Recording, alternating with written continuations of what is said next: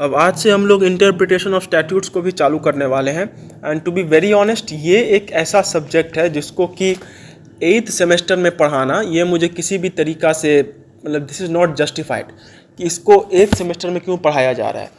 ये जो है ये फर्स्ट सेमेस्टर का एक सब्जेक्ट है एंड इसे फर्स्ट सेमेस्टर में ही होना चाहिए था, बट इसको 8th सेमेस्टर में दिया गया है। तो इसका आंसर यही है कि ये सिर्फ एग्ज़ाम में स्कोरिंग पर्पस के लिए दिया गया है। अदरवाइज़ मतलब लगभग 3.5 साल की पढ़ाई कर लेने के बाद अगर किसी स्टूडेंट को इंटरप्रिटेशन सिखाया जा रहा है तो ये तो वही बात हो गया कि मतलब क्या बोलते हैं कि पूरा मंदिर बन गया है, बट मंदिर बनने के बाद अब उसमें हम लोग उसका नींव रख रहे हैं। द बिल्डिंग मतलब पूरा बिल्डिंग बन के रेडी हो गया है, पर बिल्डिंग बनने के बाद हम उसे नीचे में उसका जो बेस होता है वो यहाँ पे बना रहे हैं। ठीक है, तो अब खैर इसमें हम लोग कुछ कर नहीं सकते हैं, बट स्टिल ये जो सब्जेक्ट है ये सब्जेक्ट बिल्कुल भी एक 8th सेमेस्टर के लिए नहीं बना हुआ है। ये जो सब्जेक्ट है ये टोटली बना हुआ है फर्स्ट सेमेस्टर स्टूडेंट्स के लिए। एंड इसमें ऐसा भी कुछ नहीं है जो कि फर्स्ट सेमेस्टर स्टूडेंट्स को नहीं समझ में आएगा। वाई? बिकॉज इंटरप्रिटेशन जो है वो पहले ही लोगों को सिखाना पड़ता है ताकि बाद में वो इस चीज़ को अप्लाई कर सके।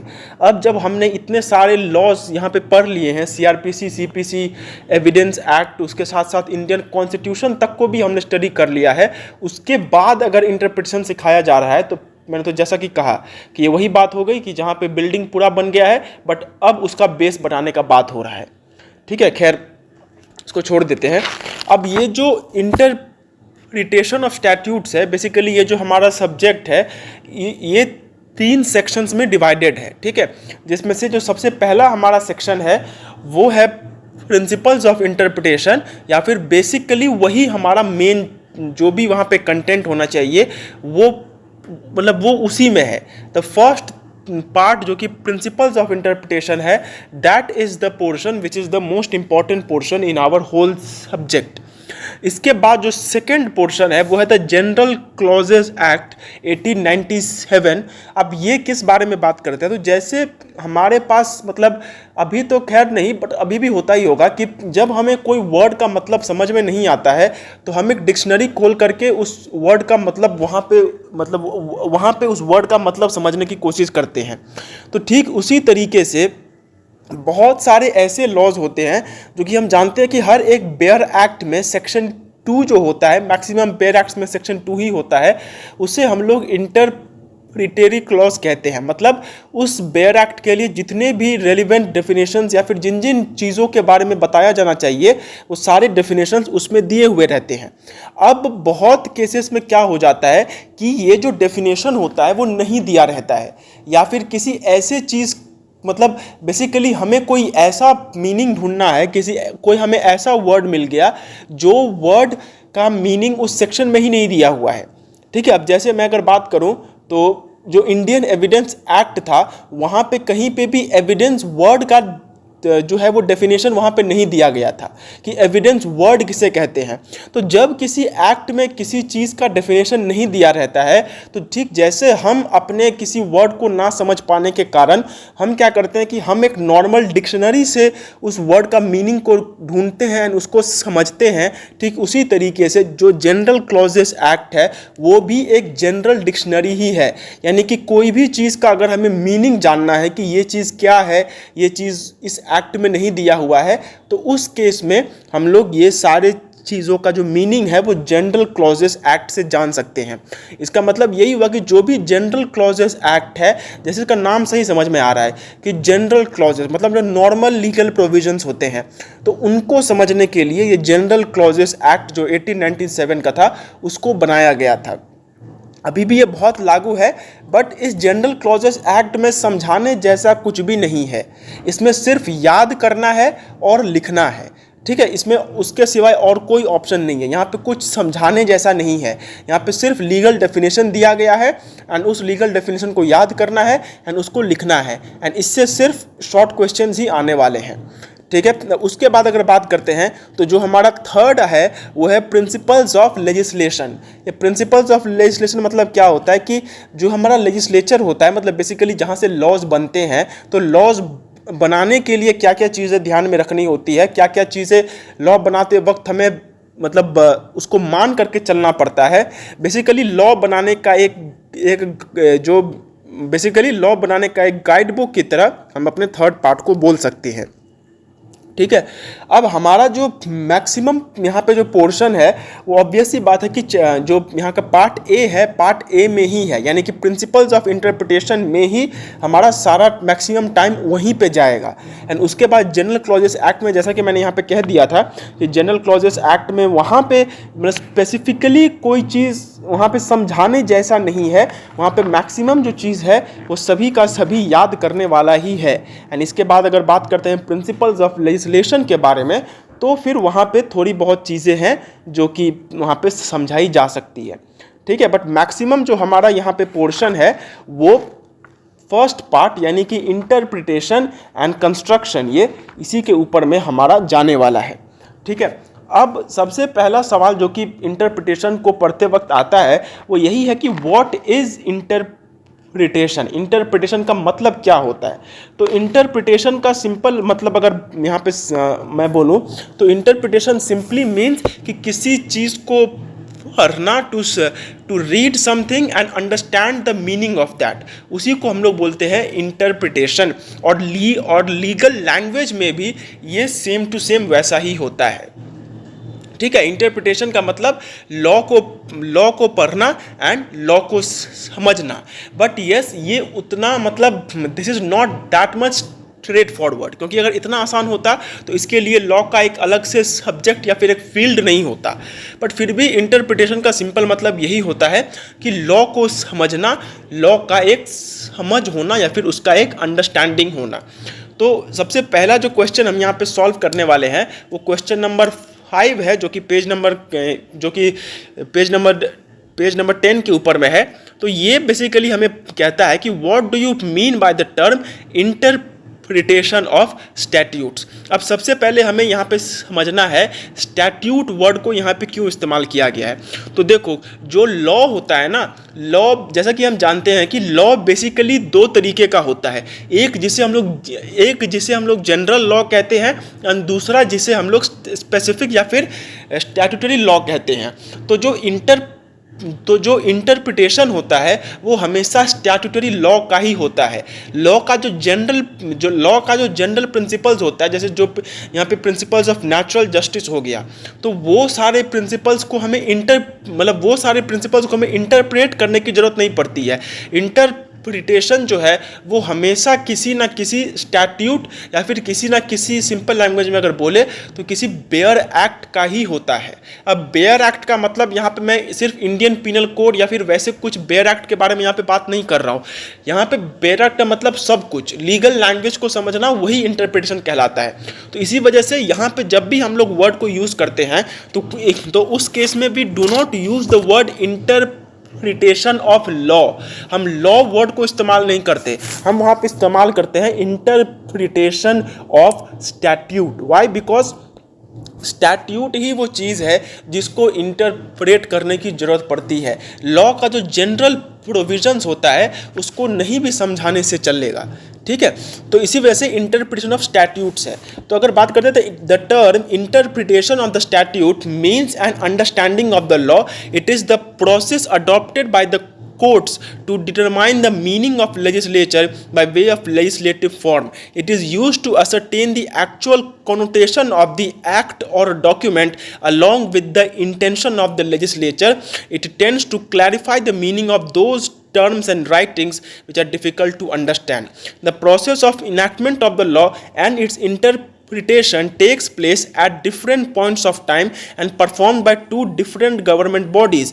The interpretation of an act creates an understanding between these two and bridges the gap. It aims at finding out the intention of the author, that is, the court needs to identify what the author means by the word he or she has used in the text. That helps in getting what is written in the document. In short, interpretations object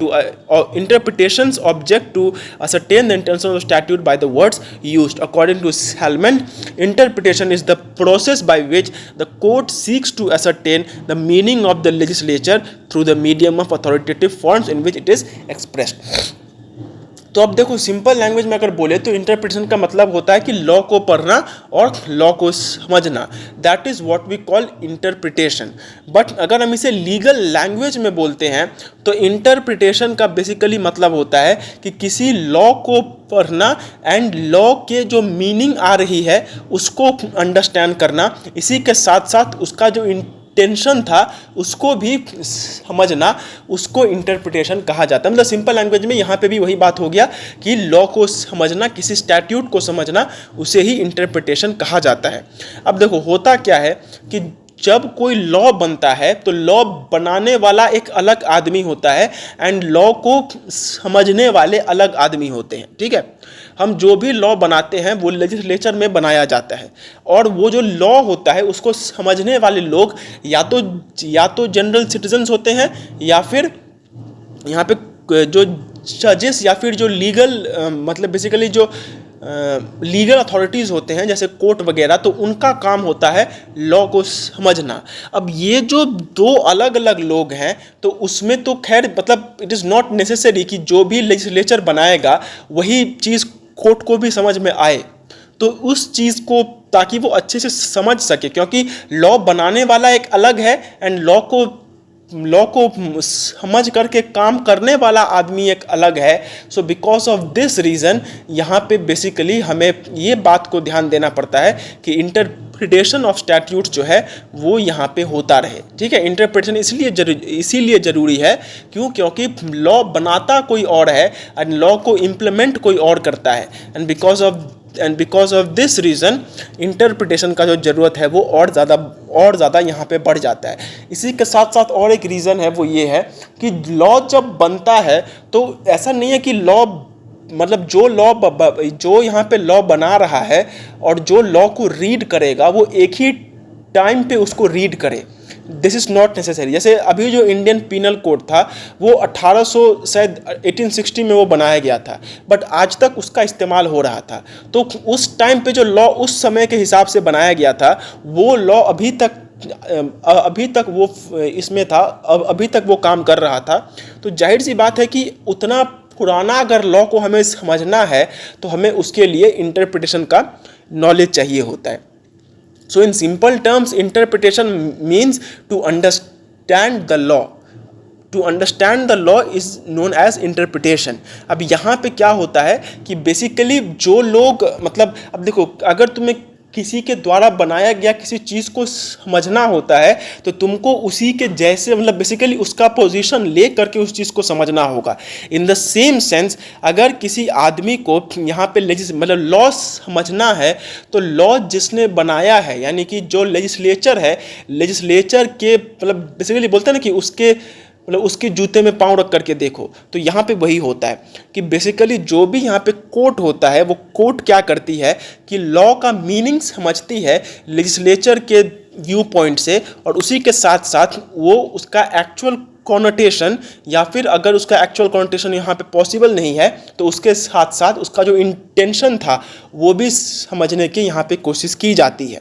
ठीक है, यही basically interpretation होता है। अब जैसे जैसे हम आगे बढ़ेंगे वैसे वैसे हमें और अच्छे से यहाँ पे समझ में आएगा कि इंटरप्रिटेशन क्या है और इंटरप्रिटेशन यहाँ पे किन किन चीज़ों को यहाँ पे मतलब इंटरप्रिटेशन किस किस चीज़ों को बोली जा रही है।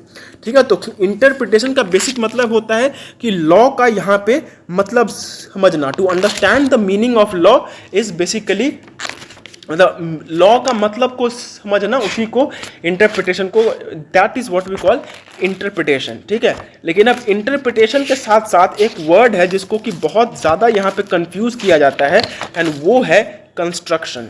अब कंस्ट्रक्शन बेसिकली ये भी इंटरप्रिटेशन के जैसा ही होता है, बट इंटरप्रिटेशन और कंस्ट्रक्शन में थोड़ा बहुत यहाँ पे डिफरेंस है और वो डिफरेंस जो है वो अब ये भी एक बहुत ही इंपॉर्टेंट क्वेश्चन है, ये आने का चांसेस है कि what is the difference between interpretation of statute and construction of statutes. बहुत लोग इंटरप्रिटेशन एंड कंस्ट्रक्शन को एक ही यहाँ पे समझते हैं, बट ऐसा है नहीं। इंटरप्रिटेशन अलग है एंड कंस्ट्रक्शन जो है वो अलग है। तो अगर मैं बात करूँ इंटरप्रिटेशन के बारे में तो interpretation is the process of ascertaining the true meaning of the words and the purpose of the legislation. मतलब बेसिकली जो भी हमारा यहाँ पे कानून है उसका असली मतलब और उस कानून का पर्पस या फिर ऑब्जेक्ट, ये समझना इंटरप्रिटेशन कहलाता है। लेकिन कंस्ट्रक्शन का मतलब होता है is the process of using the legal text to draw conclusions that go beyond its plain language to solve inconsistencies.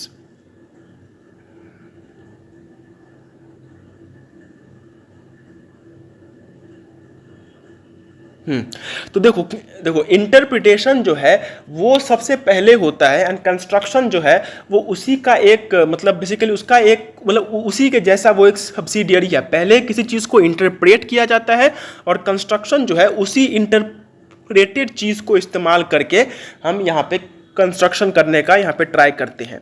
ठीक है, तो इंटरप्रिटेशन का मतलब होता है लॉ को समझना, एंड कंस्ट्रक्शन का मतलब होता है कि उसी समझे हुए लॉ को इस्तेमाल करके कंक्लूजन के ऊपर में आना।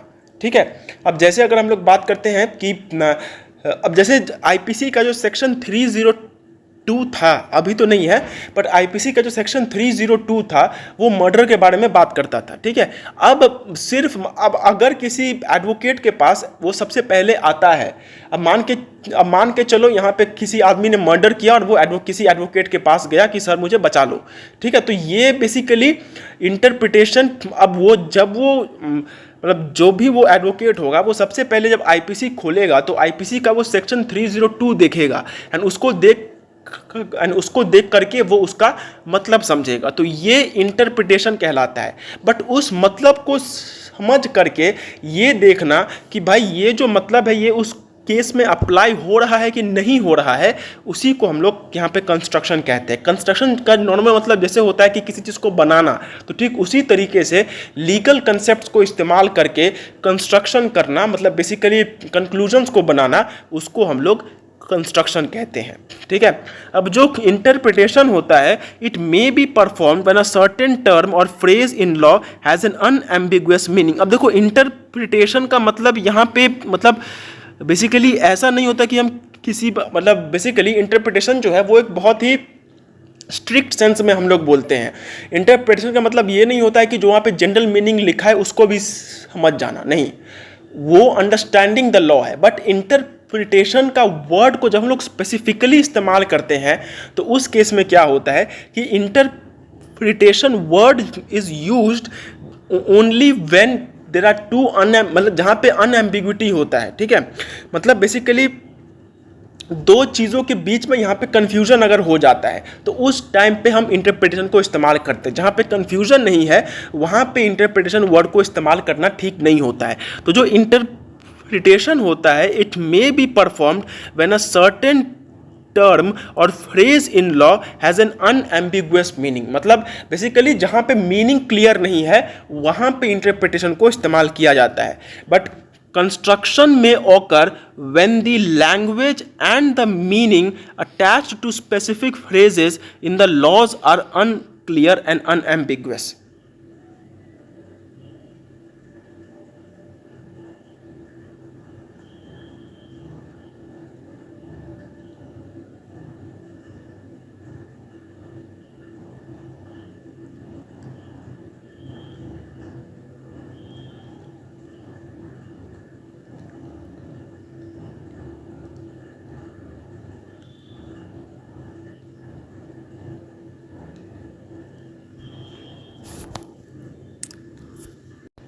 वो कुछ यहाँ पे मतलब थोड़ा गलती नहीं, मतलब कुछ ग्लिच विलिच था, कोई फ़ोन आ गया था, इसी वजह से जो है यहाँ पे ये यहाँ पे कट गया था।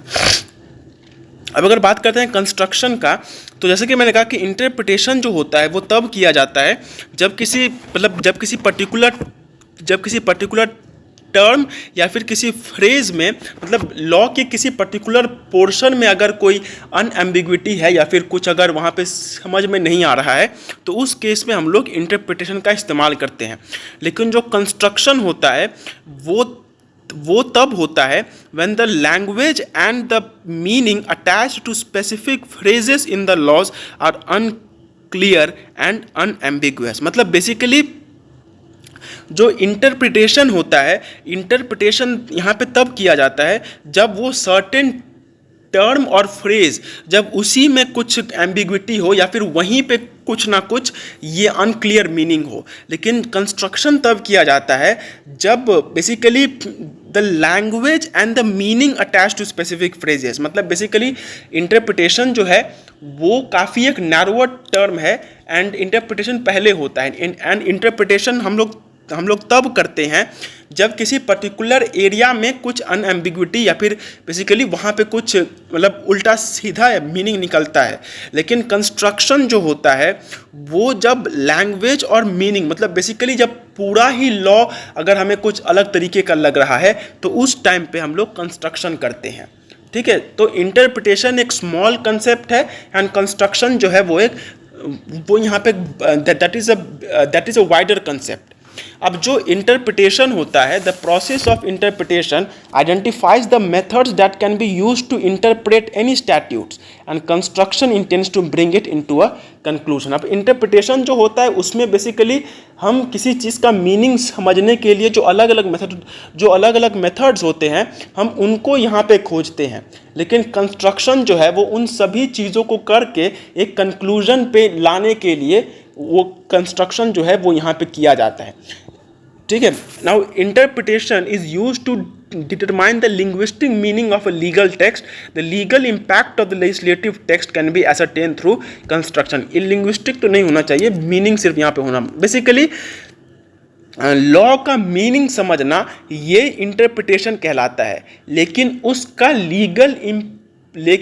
लीगल इम्पैक्ट को देखना वो बेसिकली कंस्ट्रक्शन में किया जाता है।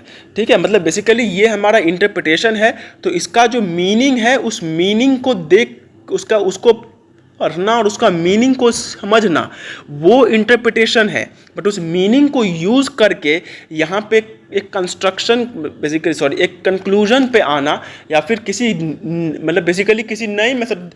नए मेथडोलॉजी को यहाँ पे मतलब ये करना, बेसिकली इनोवेशन करना, वो कंस्ट्रक्शन कहलाता है।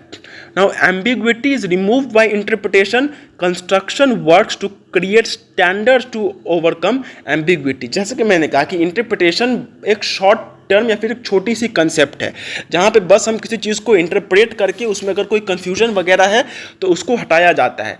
बट कंस्ट्रक्शन एक काफ़ी वाइडर कंसेप्ट है एंड यहाँ पे हम लोग सिर्फ ये नहीं करते हैं कि यहाँ पे बेसिकली हमने मतलब उसका मीनिंग समझ लिया, नहीं, हम ये भी करते हैं कि कंस्ट्रक्शन करते वक्त मीनिंग तो हम लोग समझेंगे ही, बट मीनिंग को समझने के साथ साथ ताकि उस चीज़ को लेकर के दोबारा कहीं पे कोई भी जो है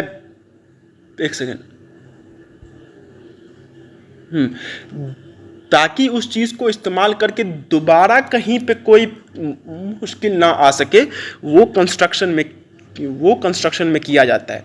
अब जो इंटरप्रिटेशन होता है वो हमेशा एक मतलब वो चाहे एक पूरे लॉ का हो सकता है या फिर उसी के साथ साथ वो एक पर्टिकुलर एरिया का हो सकता है। ठीक है, मतलब इट इज़ नॉट नेसेसरी कि इंटरप्रिटेशन जो है वो हम पूरे इसी का मतलब इंटरप्रिटेशन हम पूरे एक्ट का भी कर सकते हैं एंड एक्ट के एक पर्टिकुलर पोर्शन का भी इंटरप्रिटेशन हो सकता है। लेकिन जो कंस्ट्रक्शन होता है वो हमेशा एक पूरे एक्ट का ही होता है। कंस्ट्रक्शन को हम लोग ऐसा नहीं कर सकते हैं कि किसी एक्ट का बस एक पर्टिकुलर यहाँ पे प्रोविजन पढ़ लिया एंड उससे जो है हम लोग उससे इसका मतलब हमने कहा कि उसका कंस्ट्रक्शन हो गया। कंस्ट्रक्शन करने के लिए पूरे एक्ट को ही यहाँ पे समझना वो ज़्यादा मतलब वो वहाँ पे जरूरी हो जाता है। And interpretation can be seen as a broad form of construction. Construction is almost like an interpretation in which the words are considered. अब जो यहाँ पे ऐसा क्यों दिया हुआ है?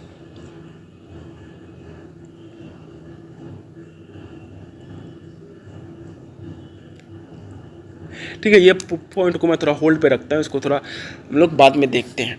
ठीक है, ये सब ये डिफरेंस तो ठीक है कि इंटरप्रिटेशन जो है वो सबसे पहले होता है एंड उस इंटरप्रिटेशन को इस्तेमाल करके हम लोग एक कंक्लूजन पे आते हैं एंड वही जो है वो कंस्ट्रक्शन कहलाता है। ठीक है, अब ये तो हमने यहाँ पे एक डिफरेंस देखा, बट अब ये जो डिफरेंस है ये डिफरेंस सिर्फ हम मतलब बिकॉज हम यहाँ पे इसको स्टडी कर रहे हैं इसी वजह से हमने इतना जो है मतलब बेसिकली यहाँ पे हमने इतना कुछ जो है इसको ये किया है, डिफ्रेंशिएट किया है।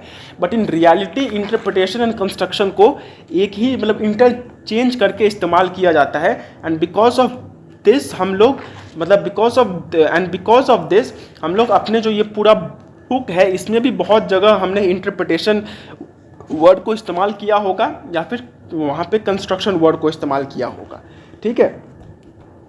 तो उससे यहाँ पे कंफ्यूज नहीं होना है। Why? Because in general terms दोनों को साथ में ही इस्तेमाल किया जाता है, बिकॉज दोनों में बहुत ही मतलब देयर इज उन दोनों में बहुत कम डिफरेंस है, ठीक है। इसी वजह से इंटरप्रिटेशन मतलब सिर्फ मीनिंग समझना एंड उस मीनिंग को इस्तेमाल करके एक कंक्लूजन पे आना, ये यहाँ पे कंस्ट्रक्शन कहलाता है, ठीक है।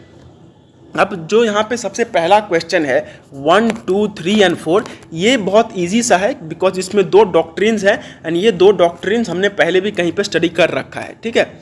ये शायद बेसिकली ये शायद लीगल मेथड में था क्योंकि ये सब्जेक्ट भी लीगल मेथड से बहुत हद तक मेल खाता है, ठीक है। तो ये सबसे पहले जो यहाँ पे बात है वो है doctrine of severability and doctrine of colourable legislation. अब जिनको पता है उनके लिए बहुत बढ़िया, जिनको नहीं पता है उनको मैं बता देता हूँ कि डॉक्ट्रिन का मतलब क्या होता है। तो डॉक्ट्रिन बेसिकली एक मेथोडोलॉजी होता है जिसको इस्तेमाल करके हम कोई चीज़ करते हैं, ठीक है। अब ये जो डॉक्ट्रिन ऑफ कलरेबल लेजिस्लेशन है एंड डॉक्ट्रिन ऑफ ये है सेवरेबिलिटी है, ये दोनों इंटरप्रिटेशन का यहाँ पे मेथोडोलॉजी या फिर इनको हम टूल्स ऑफ इंटरप्रिटेशन कह सकते हैं। मतलब इंटरप्रेट करने के लिए इन चीज़ों का यहाँ पे इस्तेमाल होता है। तो अगर हम डॉक्ट्रिन ऑफ सेवरेबिलिटी के बारे में यहाँ पे बात करते हैं तो ये जो वर्ड है सेवरेबिलिटी, इसमें एक वर्ड छुपा हुआ है सिवियर। सिवियर का मतलब होता है टू सेपरेट, किसी चीज़ को अलग करना, उसी को हम लोग टू सिवियर या फिर टू सेपरेट कहते हैं।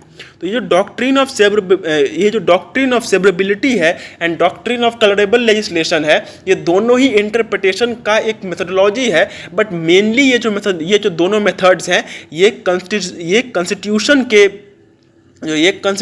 को ये करने के लिए, इंटरप्रेट करने के लिए इस्तेमाल किए जाते हैं। तो अगर हम डॉक्ट्रिन ऑफ सेवरेबिलिटी के बारे में बात करते हैं तो ये बेसिकली क्या बताता है कि मैं इसको बहुत ही सिंपल लैंग्वेज में बोल देता हूँ। देखो, जब भी कोई लॉ आता है तो लॉ में कुछ चीज़ें वहाँ पे गलत हो सकती है या फिर कुछ चीज़ें उसमें इनअप्रोप्रिएट हो सकती है, ठीक है। But it is not necessary कि वो पूरा लॉ जो है वही वहाँ पे खराब हो। जैसे हमारा जो फार्म बिल आया था, ठीक है। अब ये जो फार्म बिल आया था उसमें कुछ जगह ऐसी थी जो कि ठीक नहीं थी, जिनको कि चेंज करना वहाँ पे ज़रूरी था। बट सिंस हमारे देश में गरीबों की ही चलती है तो वो जो किसान थे वहाँ पे जब उन्होंने इतना बड़ा एक एजेंडा, एक वहाँ पे एक प्रोपेगेंडा किया था, तो उसके बाद सरकार के लिए तो ये मतलब वोट बैंक ताकि ख़राब ना हो इसलिए उसको वहाँ से हटा दिया गया, पूरे लॉ को हटा दिया गया, विच वॉज नॉट मतलब वो ज़रूरी था नहीं, बट वोट बैंक के लिए उसको हटा दिया गया था। तो कोई भी लॉ अगर है तो उसमें ज़रूरी नहीं है कि सारा का सारा हिस्सा ही उसका उसका पूरा हिस्सा ही खराब हो। उसमें कुछ हिस्सा खराब होगा एंड कुछ हिस्सा जो है वो उसमें ठीक होगा। अब ये जो डॉक्ट्रिन ऑफ सेवरेबिलिटी है ये बेसिकली क्या बोलता है कि जो वहाँ पे खराब हिस्सा है अगर उसको अलग किया जा सकता है उस अच्छे हिस्से से, तो वो जो अच्छा हिस्सा है वो वैलिड रहेगा एंड जो खराब हिस्सा है वो इनवैलिड हो जाएगा, ठीक है। तो यही डॉक्ट्रिन ऑफ सेवरेबिलिटी कहता है कि किसी भी डॉक्ट्रिन या फिर किसी भी लॉ को इंटरप्रेट करते वक्त हमें ये देखना होगा कि वो जो लॉ है उसमें जो खराब चीज़ है या फिर जो इनअप्रोप्रिएट चीज़ है, क्या उसको हम बाकी के सारे अप्रोप्रिएट चीज़ों से हटा सकते हैं। एंड अगर हम उसे हटा सकते हैं तो उस सिचुएशन में हम जिस चीज़ को हटाया जा सकता है मतलब बेसिकली दोनों क्या अलग किए जा सकते हैं। एंड अगर यहाँ पे उन दोनों को सेपरेट या फिर सिवियर किया जा सकता है देन इन दैट सिचुएशन जो वहाँ पे पार्ट सही रहेगा वो वैलिड हो जाएगा एंड जो पार्ट वहाँ पे सही नहीं रहेगा वो इनवैलिड हो जाएगा, ठीक है। So this is what we call the doctrine of severability, ठीक है। तो the doctrine of severability is also known as the doctrine of separability, मतलब हटाने वाला. The word to the extent of the inconsistency और contravention makes it clear that when some of the provisions of the statute, दोबारा हो गया, that when some of the provisions of the statute become unconstitutional or account of inconsistency with fundamental rights, only to the repugnant provision of the law in question shall be treated by the courts as void and not the whole statute. जैसा कि मैंने कहा था कि ये जो interpretation वाला, मतलब ये जो डॉक्ट्रिन ऑफ सेवरेबिलिटी होता है, ये बेसिकली कॉन्स्टिट्यूशन में ही इस्तेमाल किया जाता है. एंड ये क्या बोलता है कि जो भी कॉन्स्टिट्यूशनल प्रोविज़न किसी आदमी के फंडामेंटल राइट के साथ अगर वो मतलब कॉन्ट्राडिक्ट करता है, तो जिस हद तक वो वहाँ पे कॉन्ट्राडिक्ट करेगा, मतलब जो जो चीज़ें या फिर जो जो प्रोविजंस किसी भी लॉ के, कॉन्स्टिट्यूशन के अगर किसी भी प्रोविज़न के साथ कॉन्ट्राडिक्ट करते हैं, तो जिस हद तक वो कॉन्ट्राडिक्ट करते हैं उसको वहाँ से हटा दो एंड बाकी का जो प्रोविज़न है वो वहाँ पे वैलिड रहेगा. So the doctrine of severability means that when some particular provision of a statute offends or is against a constitutional limitation, but that provision is severable from the rest of the statute, only that offending provision will be declared void by the court and not the entire statute. जैसे कि मैंने कहा कि अगर किसी भी कानून का कोई भी पार्ट यहाँ पे ये है मतलब अनकॉन्स्टिट्यूशनल है. अब देखो यहाँ पे मैंने कहा था कि वो इनअप्रोप्रिएट है, बट इनअप्रोप्रिएट जो है वो एक रिलेटिव नाउन है. ठीक है, जब भी तुम वर्ड इनअप्रोप्रिएट को इस्तेमाल करोगे तो तुमको वहाँ पे जो स्टैंडर्ड है वो बताना पड़ेगा. तो ये जो स्टैंडर्ड है ये कॉन्स्टिट्यूशन ही होता है. मतलब कोई भी लॉ, हम जैसा कि जानते हैं कि हमारे इंडिया में कोई भी लॉ इंडियन कॉन्स्टिट्यूशन के अगेंस्ट में नहीं बन सकता है. तो कोई भी लॉ वहाँ पे अप्रोप्रिएट है कि इनअप्रोप्रिएट है, ये संविधान के हिसाब से ही देखा जाता है. तो जो हमारा संविधान है उसके साथ अगर कोई यहाँ पे मतलब उसके साथ अगर कोई लॉ इनकंसिस्टेंट है, तो जितना वहाँ पे इनकंसिस्टेंसी होगा सिर्फ उतना ही पार्ट वहाँ पे इनवैलिड होगा एंड बाकी के सारे पार्ट्स वहाँ पे वैलिड हो जाएंगे. The doctrine of severability says that if good and bad provisions are joined together by using the word and or, and the enforcement of good provisions is not made dependent on the enforcement of the bad one, that is the good provision can be enforced even if the bad one cannot or had not existed. The two provisions are severable and the good one will be upheld as valid and given effect to.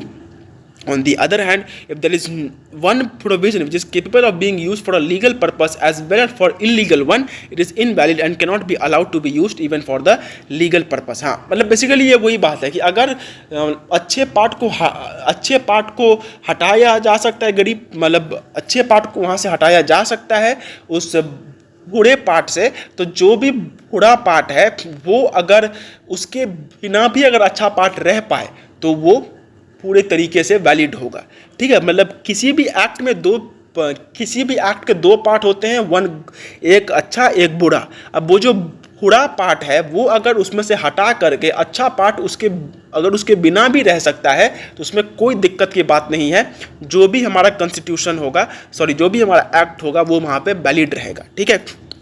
In this doctrine, it is not the whole act which is held invalid for being inconsistent, but only a part.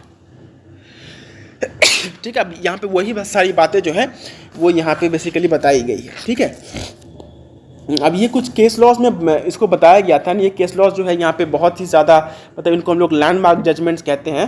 तो ये जो एक गोपालन versus state of Madras था, ये उसमें भी ये बात बताया गया था.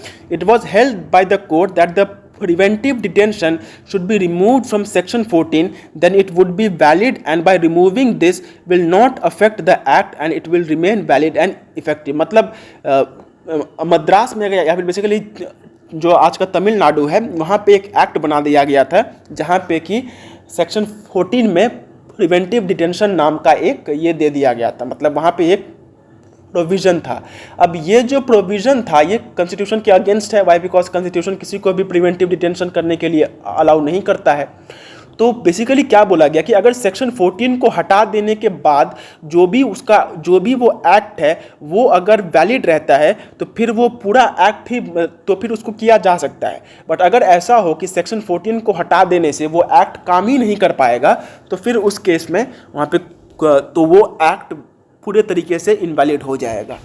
ठीक है, मतलब बेसिकली बुरे पार्ट को हटा करके अगर अच्छा पार्ट काम कर सकता है तो यहाँ पे इफेक्टिवनेस जो है वो रहेगी। The doctrine was further also applied in DS Nakara versus union of India, where it was the act remained valid and the portion which was not consistent was declared as invalid, and this was because it was easily separated from the valid part.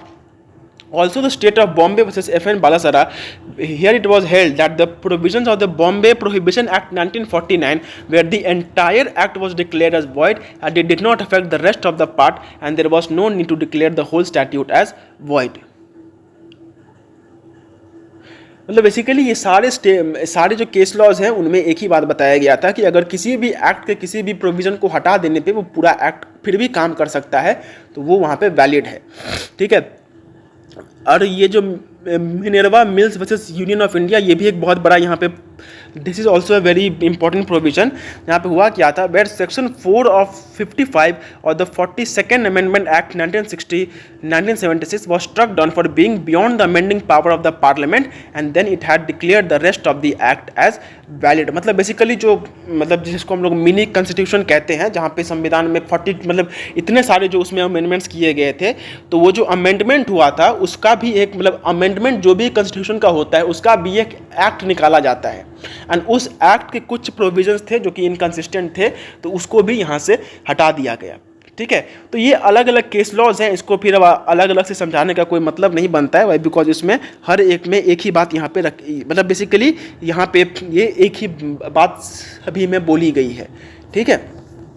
अब इसके बाद हम लोग आते हैं doctrine of colourable legislation. अब colourable का मतलब जिसके ऊपर में रंग चढ़ा हुआ है। So the doctrine of colourable legislation is a legal principles that aim at the prevention of excessive and unconstitutional use of legislative authority of the government. The doctrine is derived from the Latin quando aliquid prohibitor ex directo prohibitor et per oblicium, which means that thing cannot be done directly, should not be done indirectly either. अब देखो ये law का मतलब क्या होता है कि अब जैसे मान के चलो बहुत केसेस में ऐसा होता है कि मैं कोई गेम खेल रहा हूँ एंड मैंने गेम का कोई लॉ यहाँ पे ये कर दिया, वायलेट कर दिया, ठीक है। तो अब मैं तो उस केस में मतलब बेसिकली आई कैन नॉट, मैं तो उसमें पार्टिसिपेट नहीं कर पाऊंगा। तो मैं क्या करता हूँ, मैं किसी दूसरे आदमी के थ्रू वो केस में यहाँ मतलब वो जो है उसमें यहाँ पे पार्टिसिपेट कर लेता हूँ।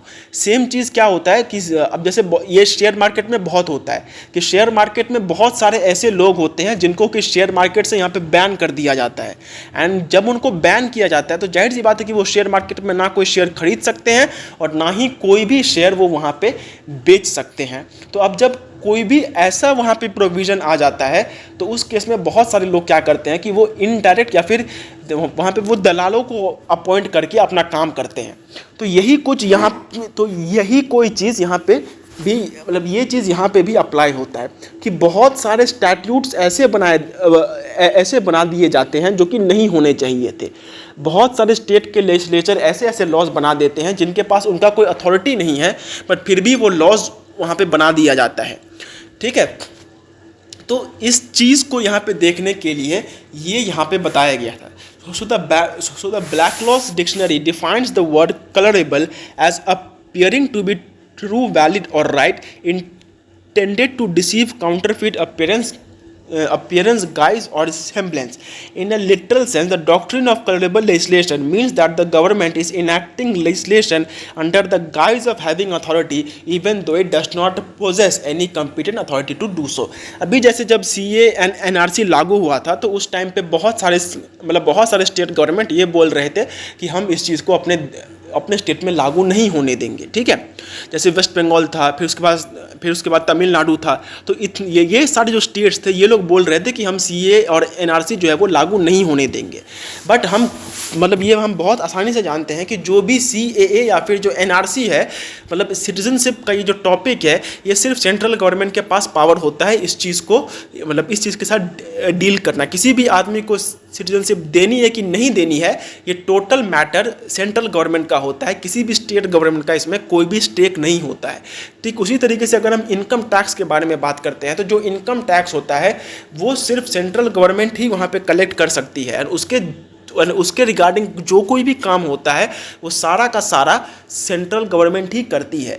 कोई भी स्टेट गवर्नमेंट ना तो अपने किसी भी आदमी से वो इनकम टैक्स ले सकती है, एंड ना ही वो इसके अगर मतलब इसके अंडर में वो कोई लॉ बना सकती है। तो अगर कोई भी स्टेट गवर्नमेंट, मान के चलो वेस्ट बंगाल गवर्नमेंट ने एक लॉ बना दिया, the West Bengal income tax act, ठीक है, और उसके साथ ये कहा गया कि अब जो लोग भी वेस्ट बंगाल में एक पर्टिकुलर लिमिट के बाद इनकम को वहाँ पे अर्न करेंगे, तो उन सारे लोगों से हम लोग मतलब बेसिकली इनकम टैक्स लेंगे।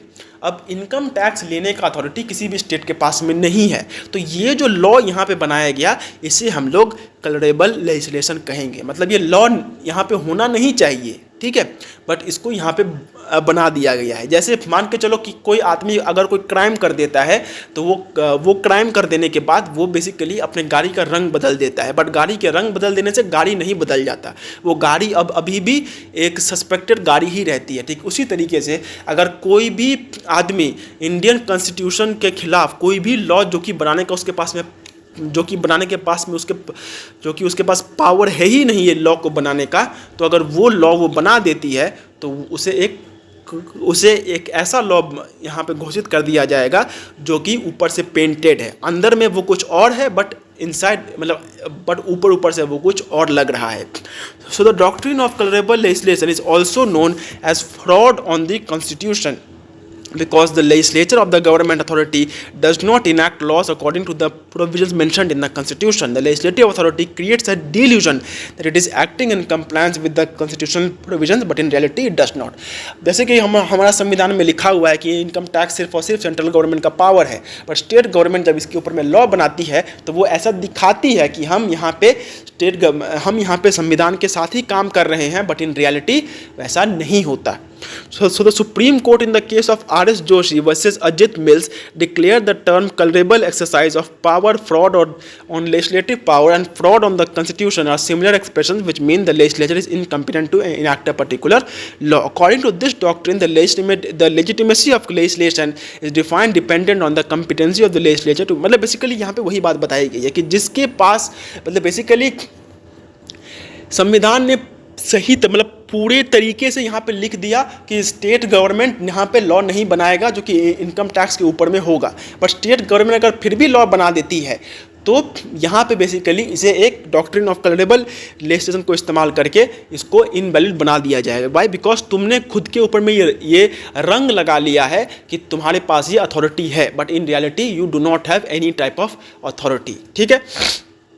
ये यहाँ पे बेसिकली बात बताया गया है। अब इसके बाद ये जो सारे अलग अलग यहाँ पे केस लॉज है, ये केस लॉज को समझाने का कोई मतलब नहीं बनता है, वाई? बिकॉज यहाँ पे बेसिकली मतलब चीज़ जो है वो एक ही सभी में बताई गई है, ठीक है, तो उसको समझाने का कोई मतलब यहाँ पे नहीं बनता है, ठीक है। अब इसके बाद हम लोग आते हैं क्वेश्चन नंबर 6 के ऊपर में, जिसका आने का चांसेस है, जो कि है short note on rule of purposive construction, ठीक है। अब जैसे कि मैंने कहा कि जो कंस्ट्रक्शन होता है वो इंटरप्रिटेशन का एक एक्सटेंशन है, ठीक है, that is interpretation plus some other things. तो इंटरप्रिटेशन में सिंपली हम लोग एक मीनिंग को समझते हैं, ठीक है, बट कंस्ट्रक्शन में उसी मीनिंग को यूज़ करके हम लोग यहाँ पे उस मीनिंग को इस्तेमाल करके एक अलग चीज़ जो है वो यहाँ पे बनाते हैं। तो यहाँ पे जो पर्पसिव कंस्ट्रक्शन है वो बेसिकली क्या बोलता है, The purposive approach to interpreting legislation looks beyond the works of legislation at the purpose behind it, and the legislation is seen as a skeleton of the law for the judges to flesh out in time. The purposive approach has its roots in legal systems which are based on civil codes and is sometimes referred to as a theological approach. The legal system of any society is developed for the achievement of certain purposes or objectives, that is to establish an ordered and systematic society. The world around us comprises of a whole of lot of things, many of which have been existing since time immemorial, but it was only because of gradual development in science and technology that one could understand about their utility and usability, and only when one could understand as to what and what purpose does it seek to fulfill, one could appropriately use or operate any particular thing. An idea of the purpose of any particular thing gives a direction and a set of general guidelines that must be taken into account in the application or operation of such a particular thing. On a similar note, it can be inferred that any legislation which has been enacted by the legislature must have been so enacted keeping in mind into a consideration a particular objective or a purpose for the fulfillment of which such legislative exercise took place. देखो basically क्या होता है कि कोई भी चीज़ मतलब basically ये तो हम जानते ही हैं कि हमने इकोनॉमिक्स में भी एक यहाँ पे कंसेप्ट है जिसे हम लोग कहते हैं यूटिलिटी। अब ये जो यूटिलिटी होता है ये क्या देखता है कि कोई चीज़ कितना यूज़फुल है किसी आदमी के लिए, ठीक है। हम कोई भी चीज़ इस्तेमाल करते हैं तो वो हम लोग उसी टाइम पे इस्तेमाल करते हैं जब वो चीज़ हमारे लिए यूज़फुल हो, ठीक है। कोई भी चीज़ हम लोग मतलब कोई चीज़ अगर यूजलेस है तो उसको हम लोग मतलब why will be use that thing. तो ये सेम चीज़ जो है वो लॉ के ऊपर में भी आता है कि कोई भी लॉ सिर्फ तभी इस्तेमाल यहाँ पे किया जाता है या फिर वहाँ पे वो किया जा सकता है जब वो लॉ यूज़फुल हो या फिर वो लॉ कोई यहाँ पे मतलब वो लॉ कोई या फिर वो जो लॉ है वो कोई पर्पस सर्व करता हो। अगर कोई भी लॉ कोई पर्पस सर्व करता ही नहीं है तो फिर उसको इस्तेमाल करके क्या होगा। तो ये जो रूल ऑफ पर्पसिव कंस्ट्रक्शन है ये भी एक मेथडोलॉजी है जो कि ये देखता है कि जब भी हम किसी कानून के बारे में बात करते हैं तो हम ये देखते हैं कि वो जो कानून है वो किस पर्पस से बनाया गया है या फिर what is the utility of that law. So among the various rules of interpretation, the one which gives the highest priority to the object of legislation and advances such interpretation of statute which helps in the fulfillment of the object of such statute is the rule of purposive interpretation. In the celebrated case of workmen of Daimakuchi Tea Estate versus Management of Daimakuchi Tea Estate, the Honorable Supreme Court of India held the words of a statute, whenever there is a doubt about their meaning, have to be understood in the sense in which they best harmonize with the subject of the enactment and the object which the legislature has in its view.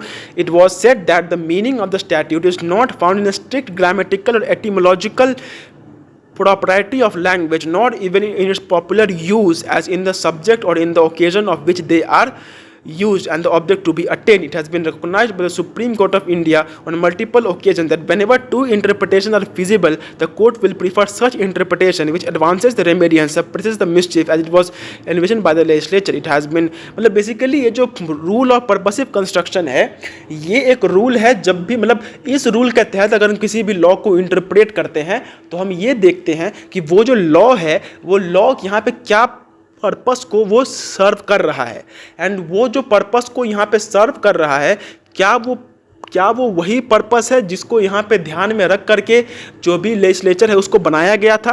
And अगर वो वैसा मतलब if it does not do that, अगर वो वैसा नहीं कर रहा है तो उस केस में वो लॉ कोई काम का है नहीं, ठीक है। तो ठीक उसी तरीके से बेसिकली मतलब ये जो रूल ऑफ पर्पसिव कंस्ट्रक्शन है ये अमेंडमेंट के टाइम पे बहुत ज़्यादा यहाँ पे यूज़ किया जाता है। अब जैसे जो हमारा इनकम टैक्स एक्ट नहीं, जो हमारा कंपनीज एक्ट 1956 था वो रिप्लेस हो गया कंपनीज एक्ट 2013 से। अब ये यहाँ पे कैसे रिप्लेस हुआ? तो ऐसा तो है नहीं कि किसी को यहाँ पे कोई सपना आ जाता है, ठीक है, कि ये लॉ को यहाँ पे चेंज करना है। तो ये जो कंपनीज एक्ट 1956 रिप्लेस हुआ था विद द कंपनीज एक्ट 2013, ये हुआ था रूल ऑफ पर्पसिव कंस्ट्रक्शन के ही ऊपर में, ठीक है।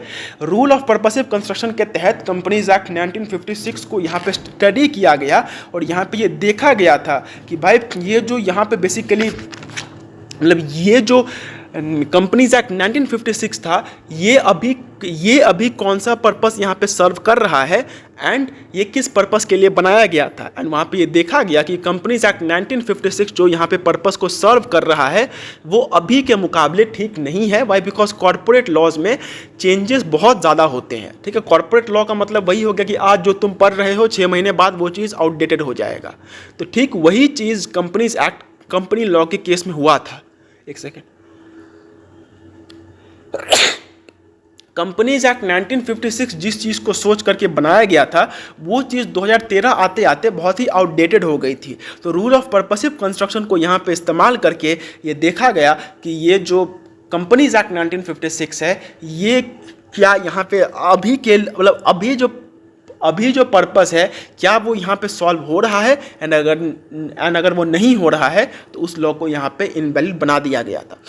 ठीक है, so it has been provided that the court should adopt an object-oriented approach, keeping in mind the principle that legislative futility is to be ruled out so long as interpretive possibility permits. Thus, it can be inferred that to the extent to which there is interpretive flexibility, the court must seek to give such an interpretation to the statute which helps in the fulfillment of the ultimate objective and thereby prevents the same from becoming futile. मतलब basically यहाँ पे वही बात बताई गई है कि यहाँ पे जो भी मतलब रूल ऑफ पर्पसिव कंस्ट्रक्शन के तहत यहाँ पे जितने भी यहाँ पे लॉज हैं उनको जब इंटरप्रेट किया जाएगा, एंड अगर इस मेथड को हम लोग इस्तेमाल करेंगे तो वहाँ पे उसका ऑब्जेक्टिव या फिर जो भी उसका पर्पस है वो यहाँ पे देखा जाएगा। ठीक है, इसके अंडर में कुछ केस लॉज हैं जिनको जानना तो खैर उतना ज़्यादा इंपॉर्टेंट है नहीं, बट फिर भी एक बार देख लेते हैं। सबसे जो मेन केस लॉ यहाँ पे था वो था workman of Dimakuchi tea estate versus management of Dimakuchi tea estate. मतलब basically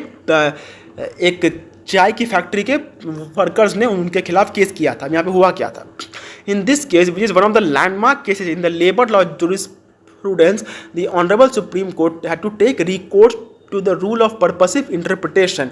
In this case, the question was with respect to the scope and manner in which the phrase any person used in the definition of industrial disputes provided under section 2K of the Industrial Disputes Act has to be construed, and whether the phrase made a dispute with respect to the employment, non-employment terms or conditions of work of any person and industrial dispute. In order to decide the case, the court appreciated the object and scheme of the Industrial Disputes Act and found out that the act was primarily meant for regulating the relations of employers and workmen, past, present and future. The act also drew a distinction between workmen and such as the managerial or supervisory staff and conferred benefit to the former only. With regard to this context itself, section 2K has to be interpreted. The court acknowledged that if the expression any person is construed with respect to ordinary meaning, then the definition will become so wide as to be inconsistent with the object's other provisions and also with other parts of that very clause itself. Such a broad interpretation would empower the workers to raise a dispute about a person in whose employment they have no possible community of interest, and they might also raise a dispute about the employment of a person in another industry or establishment, a dispute in which the employer would be in no position to provide any relief. Thus, with regard to the scheme, objects, other provisions of the Act and the limitations and qualifications provided in the initial portion of the definition itself, the phrase any person must be interpreted as concerning such a person who has real dispute with the employer so as to be capable of settlement of adjudication by one party to the dispute, giving relief to the other party, and such person regarding whom the dispute is raised must be one in whose employment, non-employment, terms of employment or conditions of labor the parties involved in the disputes have a direct and substantial interest. In the absence of such an interest, the dispute cannot be regarded as a real dispute between the parties, though where the workman raise a dispute as against their employer, the person regarding whose employment, non-employment, terms of employment or conditions of labor the dispute is raised need not strictly come within definition of the word workman under the Act, but he must be in whose employment, non-employment, terms of employment or conditions of labor such workers as a class have a direct and substantial interest. देखो ये जो case law है इसको पढ़ते पढ़ते बहुत लोग यहाँ पे सो गए होंगे, but to be very honest this is the only way to learn a case law. हम केस लॉज को कैसे याद करते हैं? तो बस उनका वहाँ पे जजमेंट को यहाँ पे याद कर लेते हैं, but this is my personal experience कि you can never ever learn a case law just by remembering the judgment and just by remembering the name of the case। नहीं, वो वैसा कभी भी वहाँ पे नहीं होने वाला है। तुमको उस केस लॉ को स्टडी करना पड़ेगा, केस लॉ को देखना पड़ेगा कि उसमें क्या वहाँ पे फैक्ट्स थे, फिर वहाँ पे किन किन चीज़ों को वहाँ पे ये किया गया, आर्ग्यू किया गया, एंड उसके बाद वहाँ पे क्या उस चीज़ का जजमेंट हुआ। तो यहाँ पे सिर्फ एक केस लॉ के लिए इतना बड़ा अगर पैराग्राफ देख के बहुत लोगों को ये लग सकता है कि इतना बड़ा कि क्या ज़रूरत थी, तो ज़रूरत थी। वाई? बिकॉज आइदर यू मतलब या तो बहुत अच्छे से किसी चीज़ को समझ लो या फिर किसी चीज़ को समझो ही मत, बट ये जो तरीका है कि किसी भी केस लॉ का सिर्फ नाम और जजमेंट को याद कर लेंगे, वो मतलब वो बिल्कुल भी ठीक नहीं है और उससे कुछ होता भी नहीं है। ठीक है, तो खैर अब हम इस केस लॉ पे आते हैं। यहाँ पे क्या हुआ कि एक सिंपल लैंग्वेज में अगर बोले तो एक चाय का फैक्ट्री था और उस चाय की फैक्ट्री में कुछ लोग यहाँ पे काम कर रहे थे, ठीक है। अब उन लोगों के बीच में कुछ झगड़ा हो गया, एंड जब झगड़ा हुआ तो झगड़ा ये लेकर के हुआ कि ये जो वर्कमैन थे, ये वर्कमैन ने उस कंपनी के खिलाफ यहाँ पे केस किया और उन्होंने ये कहा कि ये जो सेक्शन 2K है, जहाँ पे एनी पर्सन का मतलब एनी पर्सन वर्ड का इस्तेमाल किया गया है, तो अगर नॉर्मली ये एनी पर्सन वर्ड कोई भी सुनता है तो इसका मतलब इसमें कोई भी आ जाएगा, यू, मी, ही, शी, दे, दोस्त, कोई भी आदमी इस एनी पर्सन वर्ड के अंदर में आ जाएगा। बट अगर ऐसा किया जाएगा तो कोई भी वर्कमैन किसी के भी खिलाफ केस कर सकता है, ठीक है। तो इसीलिए यहाँ पे क्या बोला गया कि नॉर्मल कंडीशन में एनी मतलब ये जो एनी पर्सन जो वर्ड है, इसका मतलब ये बिल्कुल हो सकता है कि ये जो मतलब यहाँ पे आप किसी भी आदमी के बारे में बात कर रहे हैं। But when you come to the industrial disputes act and इसके तहत अगर कोई यहाँ पे केस किया गया है, देन इन दैट सिचुएशन ये जो इंडस्ट्रियल डिस्प्यूट एक्ट्स के उस प्रोविज़न के लिए एनी पर्सन का बेसिकली मतलब सिर्फ वही होगा जिसके साथ अभी आप यहाँ पे काम कर रहे हैं। मतलब ये जो वर्कमैन थे ये किसी दूसरे कंपनी के ऊपर में भी केस कर देना चाहते थे जिनके साथ उनका कोई रिलेशन था ही नहीं, एंड वो ये कह रहे थे कि एनी पर्सन का मतलब तो वो भी आता है। बट सुप्रीम कोर्ट ने ये कहा कि नॉर्मल सेंस में एनी पर्सन वर्ड का मतलब ये हो सकता है कि आप किसी भी आदमी को यहाँ पे बता रहे हो, बट हम यहाँ पे एनी पर्सन वर्ड को लिटरल या फिर ग्रामेटिकल सेंस में नहीं देखेंगे, हम इसका जो पर्पस या फिर जो ऑब्जेक्ट है हम उसको देखेंगे। एंड ऑब्जेक्ट को देख करके एनी पर्सन वर्ड का मतलब यहाँ पे सिर्फ ये निकलता है कि you are only pointing towards those persons जिनके अंदर में आप अभी काम कर रहे हैं। तो इसी वजह से एनी पर्सन का मतलब ये बिल्कुल भी नहीं है कि एनी पर्सन वर्ड को इस्तेमाल करके आप किसी भी आदमी को इसके एम्बिट में ले आएँ। एनी पर्सन वर्ड को इस्तेमाल करके सिर्फ वो आदमी इसके एम्बिट में आ सकता है जो आदमी इसके अंदर में कभी ना कभी काम मतलब जिस आदमी के अंदर में उसने कभी ना कभी काम किया हो, ठीक है। अब ये था। अब इसके बाद और भी कुछ केस लॉज हैं, उनको आप यहाँ पे देख सकते हैं। बेसिकली उनमें भी सेम ही बात बताया गया था, बट उसके जो यहाँ पे फैक्ट्स हैं वो यहाँ पे बताया गया है। Because we don't have that much time, ये बस एक रिवीजन है, तो इसी वजह से ये सारी चीज़ों को हम उतना ज़्यादा यहाँ पे अभी नहीं देख रहे हैं, ठीक है। अब इसके बाद अगर यहाँ पे बात करते हैं, right explain the nature of consolidating statute and amending statute. अब देखो ये एक बहुत ही कॉमन क्वेश्चन है जो कि हर एक आदमी के दिमाग में आता है। वो ये है कि ये जो इंडियन पीनल कोड था, इसे हम लोग इंडियन पीनल कोड क्यों कहते हैं, इसे इंडियन पीनल एक्ट क्यों नहीं कहा जाता। ये एक बहुत ही सिंपल क्वेश्चन है जो कि लोगों के दिमाग में आ सकता है कि why was the Indian penal code called the Indian penal code and not the Indian penal act.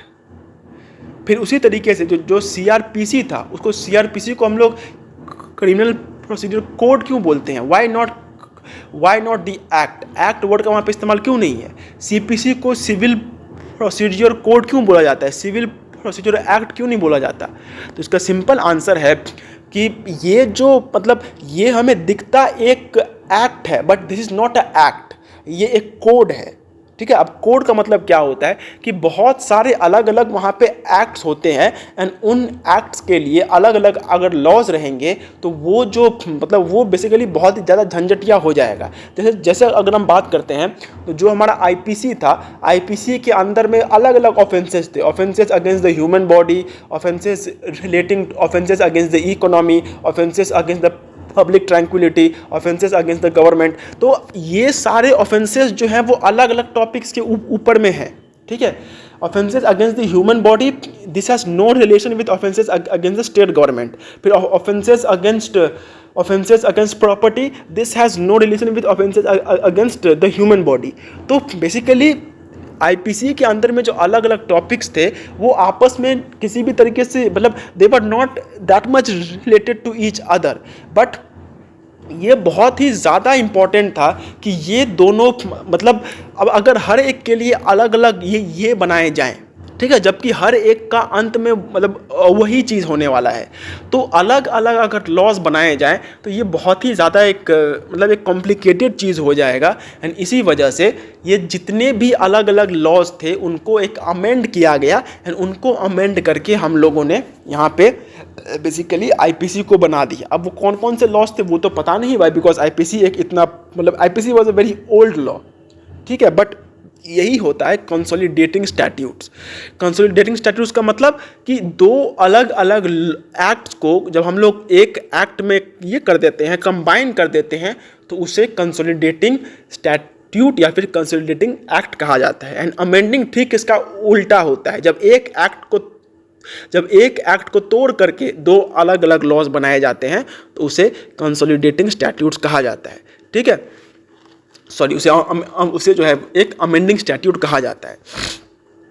So consolidating statute consolidates all statutory enactments related to a particular subject into a single law, making it easier to access and understand. It brings together with existing statutory provisions of the subject often with minor modification. जैसे देखो, offences against the human body, offences against property, offences against public tranquillity, offences against the state, ये आपस में इनका जो connection है वो बहुत कम है। बट ये सारे के सारे यहाँ पे क्राइम्स हैं एंड ये सारे के सारे अगर यहाँ पे हो जाते हैं देन इन दैट केस मतलब बेसिकली इनके साथ जो डीलिंग वगैरह होगा या फिर इनको देखना जो होगा वो सब अलग अलग तरीके से नहीं होगा, एक ही तरीके से होगा। तो ये बहुत हद तक एक दूसरे से सिमिलर भी हैं एंड बहुत हद तक एक दूसरे से अलग भी हैं। तो इन सब को हमने एक साथ लाया एंड हमने एक एक्ट यहाँ पे बना दिया, ठीक है। अब जैसे बात करते हैं, for example in England the law of property act of 1925 consolidated the acts 1922 and 1924. In India, the code of CRPC is a consolidating statute concerning criminal procedures. Such statutes not only compile earlier laws but also repeal the earlier acts for the sake of clarity, ठीक है।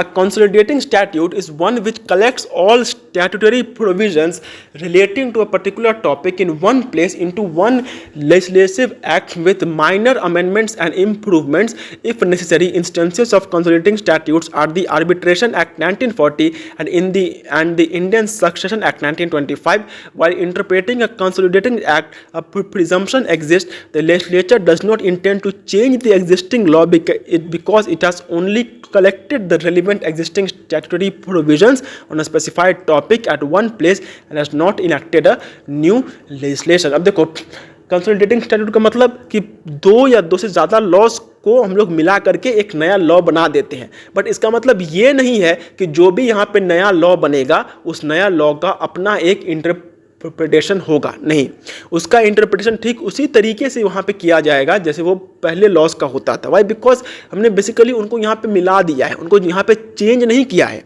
अब जैसे basically था क्या, तो मतलब ये एक कॉर्पोरेट लॉ का ही एक, बिकॉज आई एम मोर मतलब मैं कॉर्पोरेट लॉ से ही बिलोंग करता हूँ तो इसीलिए मेरे लिए ये बताना ज़्यादा आसान है कि पहले क्या था कि सेबी के दो यहाँ पे रेगुलेशंस होते थे। एक था सेबी का स्वेट इक्विटी का रेगुलेशन एंड एक था सेबी का benefits to stakeholders regulation, ठीक है। ये ऐसे ही कुछ दो यहाँ पे स्टैट्यूट्स थे।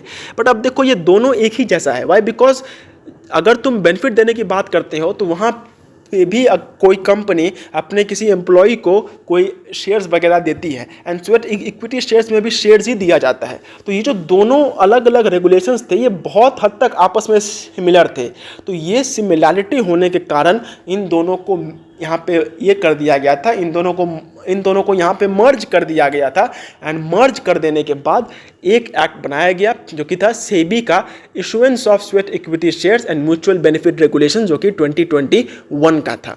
तो बेसिकली जब दो या दो से ज़्यादा लॉज को यहाँ पे मिला करके एक नया लॉ बना दिया जाता है तो उसे हम लोग ये कहते हैं, अब व्हाट वी कॉल, उसे हम लोग कहते हैं कंसोलिडेटिंग स्टैट्यूट, ठीक है।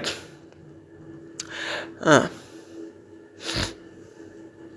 अब लेकिन कंसोलिडेट कर देने का मतलब ये नहीं है कि वो जो यहाँ पे नया लॉ बना था वो नया लॉ उसका एक अलग मीनिंग होगा, नहीं, बस हमने उन दोनों को जोड़ दिया है, चीज़ तो यहाँ पे अभी भी सेम है।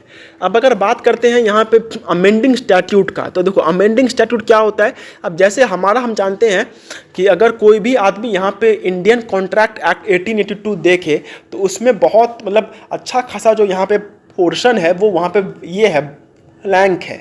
अब ये क्या होता है, तो ये अमेंडमेंट स्टैट्यूट के थ्रू ही होता है। जैसे कि उस स्टैट्यूट में से हमने इंडियन पार्टनरशिप एक्ट को निकाल लिया, तो ये अमेंडिंग स्टैट्यूट यहाँ पे कहलाता है। मतलब बेसिकली जो स्टैट्यूट या फिर जो लॉ किसी पुराने लॉ को यहाँ पे या तो उस पुराने लॉ को वो वहाँ पे या तो वो उस पुराने लॉ को वहाँ पे पूरे तरीके से वो ख़त्म कर दे रहा है, या फिर उसकी जगह पे वो कोई मतलब उसको उसमें कुछ वो या फिर उसमें वो कुछ मेजर चेंजेस ला रहा है, तो इसे हम लोग अमेंडिंग स्टैट्यूट यहाँ पे बोलते हैं।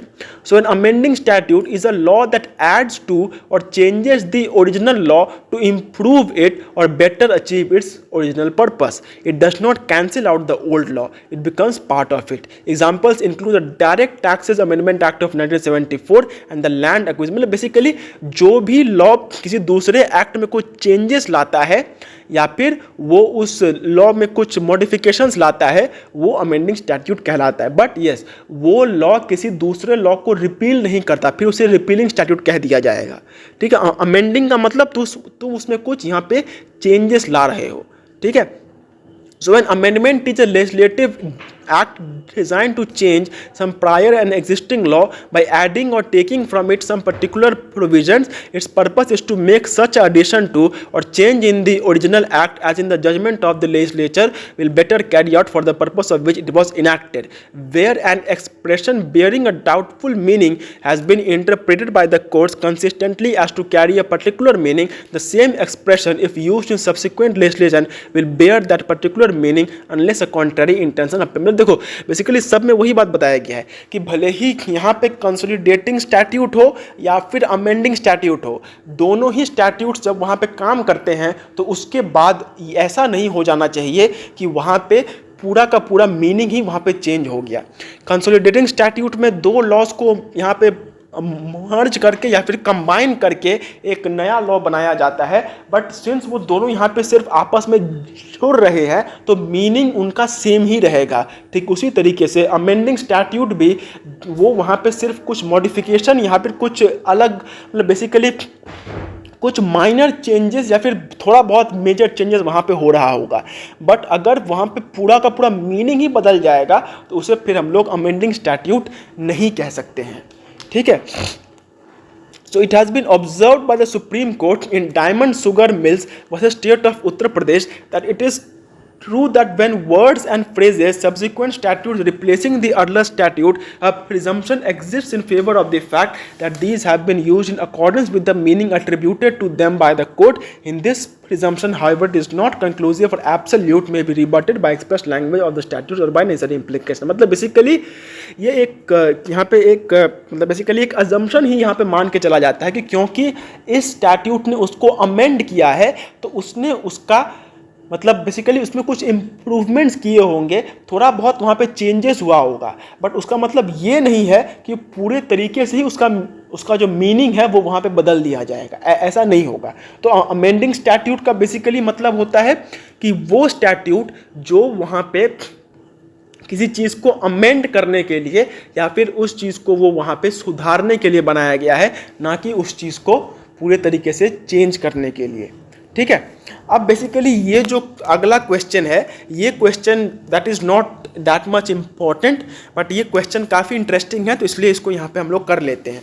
तो किसी भी स्टैट्यूट के क्या क्या वहाँ पे उसके मतलब what are the parts of a statute, ये बेसिकली हम लोग यहाँ पे देख रहे हैं। तो जो सबसे पहला हमारा यहाँ पे आता है वो है शॉर्ट टाइटल। और शॉर्ट टाइटल तो हम लोग सब कुछ जानते हैं कि क्या होता है, the Indian evidence act, the Indian penal code, मतलब बेसिकली उसका जो नाम होता है। ठीक है, it is basically the name of a statute. ठीक है, इसके बाद आता है लॉन्ग टाइटल। अब लॉन्ग टाइटल का मतलब क्या होता है कि मतलब बेसिकली अब जैसे हम लोग जब कोई जब भी हम लोग कोई लेटर लिखते हैं तो लेटर में एक सब्जेक्ट लिखा जाता है, जहाँ पे बेसिकली उस लेटर को लिखते वक्त हमारा मतलब हमारा जो मेन इंटेंशन था वो क्या था वो वहाँ पे लिखा जाता है। ठीक उसी तरीके से उस स्टैट्यूट के तहत लेजिस्लेचर का वहाँ पे क्या मेन मतलब what is the main intention of the statute, that is understood through the long title. अब जैसे मान के चलो बेसिकली जो CRPC था वो वहाँ पे था an act to amend and replace the law and the law relating to civil procedures. मतलब बेसिकली वो लॉ को क्यों बनाया गया है ये हम लॉन्ग टाइटल से यहाँ पे समझते हैं। ठीक है, इसके बाद आता है प्रियम्बल। ठीक है, मतलब प्रियम्बल का मतलब बेसिकली यहाँ पे क्या होता है। अब जैसे प्रियम्बल तो हम लोग जानते ही हैं, ये एक शॉर्ट इंट्रोडक्शन होता है कि वो लॉ का मतलब वो लॉ का मेन पर्पस क्या है। अब देखो बहुत लोग बोल सकते हैं कि लॉन्ग टाइटल एंड प्रियम्बल जो है वो एक ही जैसा यहाँ पे लग रहा है, एंड ये है भी। ठीक है, ये है भी। इसी वजह से जो प्रियम्बल होता है वो हर एक लॉ में हम नहीं देखते हैं। प्रियम्बल बहुत ही कम मतलब बहुत लॉज में वहाँ पे प्रियम्बल नहीं रहता है। ठीक है, लॉन्ग टाइटल जो है वो सारे लॉज में मिल जाएगा, बट जो यहाँ पे प्रियम्बल है वो बहुत लॉज में नहीं रहता है। बट फिर भी अगर हम प्रियम्बल की बात करते हैं तो जो भी हमारा यहाँ पे प्रियम्बल है दैट इज़ बेसिकली मतलब जो भी हमारा यहाँ पे प्रियम्बल है वो बेसिकली हमारा यहाँ पे और डिटेल में बेसिकली एक बहुत ही छोटा समरी हम इसे बोल सकते हैं हमारे पूरे लॉ का। ठीक है, इसके बाद आता है marginal notes. Now marginal notes are those notes which are inserted at the side of the section in an act and express the effect of the sections. Example section 11 of the Indian contract act 1872 raise as who are competent to contract। Marginal notes appended to the articles of the constitution have been held to. अब देखो ये जो marginal notes है ना, ये हम लोग normally bare act में बहुत ही मतलब ये बहुत कम देखा जाता है, बट बहुत सारे जो लॉज होते हैं खासकर जो यहाँ पे पुराने लॉज हैं उन लॉज का जब वहाँ पे कोई भी अगर वहाँ पे सेक्शन लिखा है तो उस सेक्शन के बगल में ही वहाँ पे छोटा सा एक ये लिख दिया जाता है। अब जैसे अगर मैं बात करूँ तो यहाँ पे एग्जांपल भी दे दिया गया है कि who are competent to contract. अब अगर किसी के भी दिमाग में ये क्वेश्चन होगा तो वो मार्जिनल नोट को वहाँ पे देख करके वो इस बात को समझ सकता है। बट ये जो मार्जिनल नोट होता है मतलब ये उतना ज़्यादा एक सेकेंड, अच्छा ये जो मार्जिनल अच्छा ये मैंने कुछ और यहाँ पे समझ लिया था। नहीं आई अंडरस्टूड। मार्जिनल नोट जो है वो हर एक एक्ट में ही होता है। अब ये बेसिकली होता क्या है, अब जैसे तुम कोई भी जब भी आदमी को मतलब तुम जब भी कोई यहाँ पे बेयर एक्ट को देखोगे तो वहाँ पे ये पता चलेगा कि सेक्शन वहाँ पे सेक्शन नंबर लिखा रहता है, फॉर एग्जांपल सेक्शन 1 to 4, उसके बाद में वहाँ पे डॉट लिखा जाएगा, फिर उसके बाद में बोल्ड करके मतलब in bold there are some words written, और ये जो वहाँ पे वर्ड्स लिखे रहते हैं इसी को हम लोग मार्जिनल नोट्स कहते हैं। ठीक है, मार्जिनल नोट्स का मतलब वो जो सेक्शन है उसका एक हेडिंग होता है। ठीक है, एंड आई होप ये लोगों को यहाँ पे समझ में आ गया होगा। ठीक है, इसके बाद आता है heading and title of a chapter. अब ये तो हम यहाँ पे खैर मतलब ये तो हम यहाँ पे समझ ही रहे हैं कि चैप्टर का जो टाइटल होता है वो तो हम जानते ही हैं। जैसे हमारा जो फैक्ट्रीज एक्ट था, फैक्ट्रीज एक्ट में वहाँ पे बेसिकली क्या बोलते हैं वर्किंग आवर्स हेल्थ प्रोविजंस बोल के वहाँ पे कुछ चैप्टर का हेडिंग दिया हुआ था। फिर उसी तरीके से कंपनीज एक्ट में शेयर एंड शेयर कैपिटल नाम का एक चैप्टर होता है। मतलब बेसिकली वो एक ग्रुप ऑफ सेक्शंस का हेड होता है जो कि बेसिकली हमें एक हिंट देता है कि यहाँ पे इस चैप्टर के अंदर में जितने भी सेक्शंस हैं वो मोर और लेस इसी टॉपिक के ऊपर में यहाँ पे इसी टॉपिक के ऊपर में यहाँ पे काम करते हैं। ठीक है, फिर है डेफिनेशंस एंड इंटरप्रिटेशन क्लॉजेस। अब देखो ये एक बहुत ही सिंपल सा मतलब ये एक बहुत ही नॉर्मल लाइफ का यहाँ पे एग्जांपल मैं दे रहा हूँ। वो ये है कि जब भी हम किसी मतलब अगर हमसे कोई पूछ ले कि यहाँ पे बॉल का मतलब क्या होता है, तो जो हम बॉल का मतलब बोलेंगे कि वो एक स्फेरिकल शेप का कोई थर्ड डायमेंशनल कोई भी वो ऑब्जेक्ट होता है, ठीक है, स्फेरिकल शेप का थर्ड डायमेंशनल ऑब्जेक्ट, उसे हम लोग यहाँ पे बॉल कहते हैं, ठीक है। ये this is the definition of a ball. But तुम खुद सोचो कि जब तुम यहाँ पे क्रिकेट खेलने जाते हो एंड जब तुम वहाँ पे फुटबॉल खेलने जाते हो, तो दोनों के बीच में जो मतलब बेसिकली जैसे ही हम लोग अगर कोई दोस्त बोल दे कि चल भाई यहाँ पे क्रिकेट खेलने चलते हैं, तो उस टाइम पे जिस बॉल के बारे में हम लोग यहाँ पे सोचेंगे, उसी बॉल के बारे में हम उस टाइम नहीं सोचेंगे जब कोई हमें बोलेगा कि चल भाई यहाँ पे फुटबॉल खेलने चलते हैं। नहीं, फुटबॉल के अंदर में जो बॉल है वो एक टोटली यहाँ पे डिफरेंट चीज़ है। फुटबॉल का मतलब होता है एक ऐसा बॉल जो कि मतलब जो कि काफ़ी बड़ा होता है, उसके ऊपर में ब्लैक एंड वाइट उसके ऊपर में यहाँ पे डिज़ाइन बना रहता है। बट अगर हम यहाँ पे क्रिकेट के बारे में बात करते हैं, तो जो क्रिकेट का बॉल होता है वो काफ़ी छोटा एंड काफ़ी हार्ड एंड उसके ऊपर में ग्रिप वगैरह रहता है। तो ये जो चीज़ है ये हमारा आता है, तो ये जो चीज़ है ये हर एक गेम के लिए अलग होता है। ठीक उसी तरीके से जब तुम बास्केटबॉल खेलने जाओगे तो उसका जो बॉल है वो काफ़ी रफ एंड वो भी काफ़ी हार्ड होता है एंड वो एक अलग रंग का होता है। तो ये जो डेफिनेशन एंड इंटरप्रिटेशन यहाँ पे क्लॉजेस होते हैं, ये हर एक सब्जेक्ट मतलब ये जो हर एक एक्ट है उसके लिए अलग अलग होता है। ठीक है, अब जैसे फुटबॉल के लिए जो बॉल है उसका एक अलग मीनिंग है, क्रिकेट के लिए बॉल का एक अलग मीनिंग है। ठीक उसी तरीके से हमारे हर एक एक्ट के लिए एक ही वर्ड का मतलब अलग अलग यहाँ पे हो सकता है। जब हम कंपनी के बारे में बात करते हैं तो जो भी यहाँ पे कंपनी होता है तो वो कंपनी का मतलब क्या होता है? A form of business organisation in which a lot of people contribute and they share the profits and losses of the business. ठीक है, तो ये होता है कंपनी का एक जनरल डेफिनेशन। बट जब हम कंपनीज एक्ट के बारे में देखते हैं तो वहाँ पे क्या लिखा हुआ है? सेक्शन 2 क्लॉज 9 वहाँ पे क्या लिखा हुआ है? Company means a company established under this act और any other previous company law.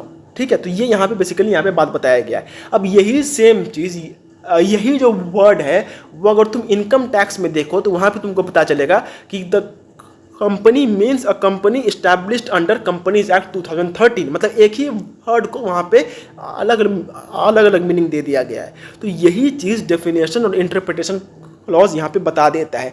ये एक स्ट्रेट फॉरवर्ड रिप्लाई या फिर ये एक स्ट्रेट फॉरवर्ड स्टेटमेंट होता है जो कि बेसिकली हमें ये बताता है कि ये जो चीज़ है इस चीज़ का मतलब यहाँ पे क्या है। ठीक है, एंड अगर किसी भी एक्ट में, अब मान के चलो किसी भी एक्ट में वहाँ पे लिख दिया गया है, जैसे कंपनीज एक्ट में लिखा हुआ है कि company means a company established under this act और any other previous company act, तो उसका मतलब सिर्फ वही होगा, उसके अलावा और कोई मीनिंग उसका हम लोग नहीं समझ सकते हैं। ठीक है, इसके बाद आता है यहाँ पे प्रोवाइजो। अब ये जो प्रोवाइजो वर्ड है, प्रोवाइजो वर्ड का बेसिकली मतलब होता है स्टॉप एंड प्रोवाइजो वर्ड का मतलब होता है इसको मतलब this basically means an exception. ठीक है, मतलब जो चीज़ है वो तो है ही बट ये चीज़ भी होगा। ठीक है, मतलब हम I will come to play football tomorrow provided that there is no rain. ठीक है, मतलब अगर बारिश नहीं हुई तो मैं फुटबॉल खेलने आऊँगा। मतलब सिंपल लैंग्वेज में this word means a but. ठीक है, मतलब बेसिकली ये ऐसा तो ठीक है बट ये ऐसा भी हो जाएगा। ठीक है, तो ये जो प्रोवाइजो होता है वो बेसिकली एक एक्सेप्शन होता है उस मेन प्रोविज़न का। ठीक है, अब जैसे अगर मैं यहाँ पे बात करता हूँ तो जो हमारा इंडियन पिनल कोड था, तो इंडियन पिनल कोड क्या था? इंडियन पिनल कोड हर एक आदमी के ऊपर में यहाँ पे अप्लाई होता है, बट यहाँ पे जो आर्मी के जो कोर्ट मार्शल वगैरह होते हैं उनके ऊपर में इंडियन पिनल कोड अप्लाई नहीं होता। तो बेसिकली इसको वहाँ पे कैसे लिखा जाता है कि this act shall extend to the whole of India but it may not be applicable in the but provided that this will not hold in the case of army martial. तो ये प्रोवाइजो का simple मतलब होता है एक exception. ठीक है, फिर इसके बाद आता है इलिस्ट्रेशन और एक्सप्लेनेशन, मतलब ये बेसिकली एक एग्जाम्पल होता है। अब जैसे हम इंडियन पीनल कोड में बहुत सारे वहाँ पे देखते हैं कि जो ए है उसने हाईवे पे किसी आदमी को चाकू दिखा के उससे जो है उसने पैसे छीन लिए, तो ये क्या होगा। तो ये सारे एग्जाम्पल वगैरह लाइव एग्जाम्पल वहाँ पे दिए रहते हैं। फिर है एक्सेप्शंस एंड सेविंग क्लॉजेस, ठीक है।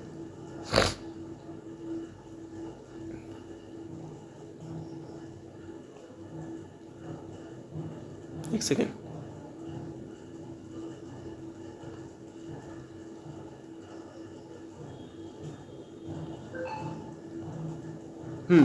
अब देखो ये जो एक्सेप्शंस एंड इसके पहले जो हमने यहाँ पे ये प्रोवाइजो देखा था, ये दोनों आपस में बहुत सिमिलर हैं एंड सिमिलर ही हैं, बट मेजर डिफरेंस बस यहाँ पे ये है कि ये जो एक्सेप्शन क्लॉज होता है ये आपस में मतलब ये अपने में एक इंडिपेंडेंट सेक्शन होता है, ठीक है। This is totally an independent section, but ये जो प्रोवाइजो होता है ये किसी सेक्शन का यहाँ पे पार्ट होता है, ठीक है। जैसे section 2 of XYZ says that this act shall apply to whole of India provided that it shall not apply to Jammu and Kashmir, ठीक है। तो ये इसको हम लोग बोलते हैं प्रोवाइजो, बट ये जो एक्सेप्शन होता है ये अपने में ही एक इंडिपेंडेंट क्लॉज होता है। अब जैसे मान के चलो वहाँ पे लिख दिया गया section 2 this act shall extend to the whole of India, फिर दे दिया सेक्शन 3 फिर दे दिया section 3 notwithstanding anything contain in section 2 this act shall not apply to Jammu and Kashmir. तो जब एक अलग सेक्शन ही बना करके दे दिया जाता है तो उसे हम लोग कहते हैं एक्सेप्शन एंड सेविंग क्लॉज, ठीक है। इसके बाद आता है शेड्यूल। शेड्यूल से मतलब वही जो बातें हम यहाँ पे एक्ट में नहीं लिख सकते हैं वो बात को हम लोग शेड्यूल में दे देते हैं। अब देखो ऐसा क्यों, वाह, मतलब शेड्यूल की यहाँ पे what is the need of schedule. देखो इसका सिंपल आंसर यही है कि जो भी यहाँ पे मेन एक्ट होता है वो बनाया जाता है लेजिस्लेचर में, मतलब बेसिकली जो भी हमारा यहाँ पे पार्लियामेंट रहता है वो उस लॉ को बनाता है। अब उस लॉ को बना देने के बाद अगर उसमें कोई भी स्टैट्यूटरी चेंज करना है, मतलब किसी भी चीज़ को या तो जोड़ना है या फिर किसी भी चीज़ को वहाँ से हटाना है, तो उस केस में हमें वापस से जो है पार्लियामेंट में जो है वहाँ पे बिल लाना पड़ेगा और उस बिल के बाद दोबारा से वो दोनों हाउसेस में उसको पास किया जाएगा एंड आफ्टर दैट वो जो है यहाँ पे वो मतलब जो भी वहाँ पे माइनर चेंज है वो वहाँ पे किया जा सकता है। तो ये जो मेन स्टैट्यूट होता है ये मेन स्टैट्यूट इसी चीज़ के मतलब मेन स्टैट्यूट में कोई भी चेंज करने का यही यहाँ पे जो है प्रोसीजर होता है। बट जो स्केड्यूल्स होता है उसमें सरकार को ये छूट दे दी जाती है कि स्केड्यूल्स में सरकार को जब मन चाहे वो वहाँ पे कोई भी चीज़ जोड़ सकती है एंड जब मन चाहे वहाँ से कोई भी चीज़ को वो वहाँ से हटा सकती है। हाँ, लेकिन उसको ऑफिशियल गज़ेट में एक जो नोटिफिकेशन है उसको वहाँ पे लाना पड़ेगा। बट शेड्यूल्स यही चीज़ होता है, ठीक है। तो शेड्यूल का मतलब बेसिकली ये एक मतलब क्या बोलते हैं, ये एक this is a complementary thing to the main act या फिर मेन स्टैट्यूट, ठीक है। फिर उसके बाद आता है यहाँ पे पंचुएशन क्लॉज। पंचुएशन क्लॉज का मतलब बेसिकली यहाँ पे होता है, अब जो यहाँ पे जो भी हम लोग कॉमा वगैरह देखते हैं, वाई बिकॉज एक एक्ट को पढ़ते वक्त पंचुएशन होना बहुत ज़्यादा इंपॉर्टेंट है। एक पंचुएशन मार्क अगर यहाँ से वहाँ हो गया तो एक्ट का मीनिंग ही यहाँ पे बदल जाता है। एंड लास्ट में आता है नॉन ऑब्स्टेंस क्लॉज, मतलब ये भी एक्सेप्शन क्लॉज के जैसा ही होता है, जो कि मैंने बताया कि not with standing anything contain in section 2, तो ये होता है नॉन ऑब्स्टेंस क्लॉज, ठीक है। अब इसका यहाँ पे है what is the object of interpretation. अब देखो ये जो ऑब्जेक्ट ऑफ इंटरप्रिटेशन है ये मतलब अब तक तो हम लोग समझ ही गए होंगे कि जो भी लोग यहाँ पे लॉज को बनाते हैं वो लोग हमेशा के लिए नहीं रहेंगे उस लॉज का मीनिंग समझाने के लिए। जैसे अगर हम किसी के द्वारा हाथ से लिखा, अगर कोई भी आदमी कोई चीज़ को हाथ से लिखता है तो फिर हम उस चीज़ को उससे पूछ सकते हैं कि भाई तूने यहाँ पे ये क्या लिखा हुआ है। बट अगर वो आदमी ना रहे तो फिर हम उससे किससे पूछेंगे, तो उस केस में इंटरप्रिटेशन हमारा यहाँ पे काम आता है, ठीक है। तो जो लोग यहाँ पे लॉज को बनाते हैं वो अलग होते हैं, जो भी आदमी लॉज को यहाँ पे समझते हैं वो अलग होते हैं। तो इसी वजह से इंटरप्रिटेशन करना ज़रूरी हो जाता है ताकि जो आदमी उसे यहाँ पे ताकि जो आदमी उसे वहाँ पे स्टडी कर रहा है वो समझ सके कि जो आदमी ने उसको बनाया था वो वहाँ पे क्या कहना चाहता था। जैसे बहुत सारे लोगों का हैंड राइटिंग हमें यहाँ पे समझ में नहीं आता है, तो हम थोड़ा जोर दे करके मतलब उसका जो इंटेंशन है वो हम यहाँ पे समझ जाते हैं। तो वही चीज़ इंटरप्रिटेशन भी यहाँ पे आ जाती है कि जो भी आदमी उस कानून को बना रहा था उसने उसे किस इंटेंशन से बनाया, ये भी देखना ये लेजिस्लेचर का ही यहाँ पे काम होता है। फिर ये देखना कि जिस भी इंटेंशन से उसे बनाया गया था या फिर जिस भी पर्पस के लिए उसे बनाया गया था, क्या वो पर्पस यहाँ पे फुलफिल हो रहा है कि नहीं हो रहा है, ये भी इंटरप्रिटेशन का ही यहाँ पे काम है। एंड उसके बाद ये देखना कि राइट्स एंड फ्रीडम्स, ये तो खैर हम जानते ही हैं कि इंटरप्रिटेशन इसीलिए किया जाता है ताकि किसी के साथ भी कोई अलग चीज़ अगर हो रही है तो वो ना हो। बेसिकली ये क्वेश्चन का यहाँ पे जो है वो आने का चांसेस यहाँ पे नहीं है। ठीक है, तो ये था हमारा इंट्रोडक्टरी चैप्टर, जो कि बहुत ही मतलब this was a very basic chapter. इसके बाद जो चैप्टर्स हैं वो काफ़ी यहाँ पे इंटरेस्टिंग होंगे एंड हो सकता है कि कुछ लोगों को वो थोड़ा सा हो सकता है कि कुछ लोगों को वो थोड़ा सा वहाँ पे टफ लगे, बट वैसा कुछ यहाँ पे है नहीं। ठीक है, उसको अगर धीरे धीरे यहाँ पे हम लोग समझते हैं तो हम उसे समझ सकते हैं। अभी तक हमने बस ये जाना कि इंटरप्रिटेशन क्या होता है एंड यहाँ पे कंस्ट्रक्शन क्या होता है, बट अब हम लोग इसका जो प्रैक्टिकल एप्लीकेशन है हम वो यहाँ पे देखने वाले हैं। ठीक है, we are going to look at the practical application कि बेसिकली इंटरप्रिटेशन होता कैसे है। ठीक है।